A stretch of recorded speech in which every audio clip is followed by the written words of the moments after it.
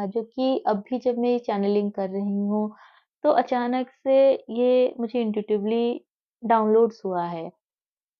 इस जर्नी में डिवाइन तो है ही, वो हमेशा है, वो आपको हमेशा गाइड कर रहे हैं, प्रोटेक्ट कर रहे हैं।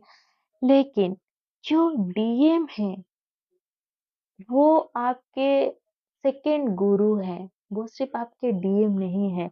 बहुत बार क्या होता है कि डीएफ इस चीज़ को समझ नहीं पाती है, बहुत लेट में समझती है, क्योंकि 3D में डीएम इतना ज़्यादा ट्रिगर करते हैं, वो मैनिपुलेट करते हैं, मिस्टीरियस बिहेव करते हैं, आपको इग्नोर करते हैं।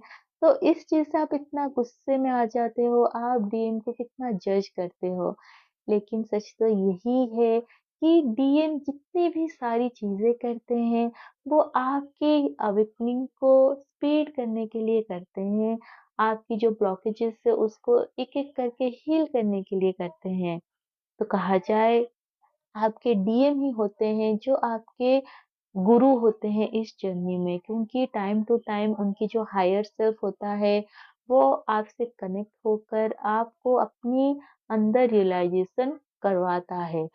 और एक्चुअल में जब आप ये नोटिस करोगे, हील हो जाओगे एक टाइम में, तो डीएम ऐसी बहुत सी बातें आपको शेयर किए होंगे, बहुत सी एडवाइस आपको दिए होंगे, जो कि आपको उस समय तो उस चीज़ को इतना ध्यान नहीं आया होगा, लेकिन कुछ टाइम के बाद आपको समझ में आया होगा कि उन सारी बातों में कुछ ना कुछ स्पिरिचुअल इम्पोर्टेंस होती है।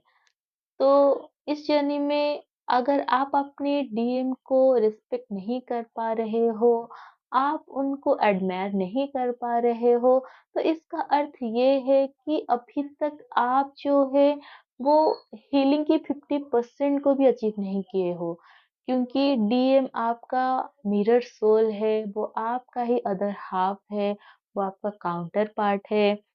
और वो आपका गुरु है। जब तक आप उनको एडमायर नहीं करोगे, तो डीएम कभी आपको भी एडमायर नहीं कर पाएँगे, क्योंकि जो आप करोगे, डीएम उसी को फ़ॉलो करेंगे।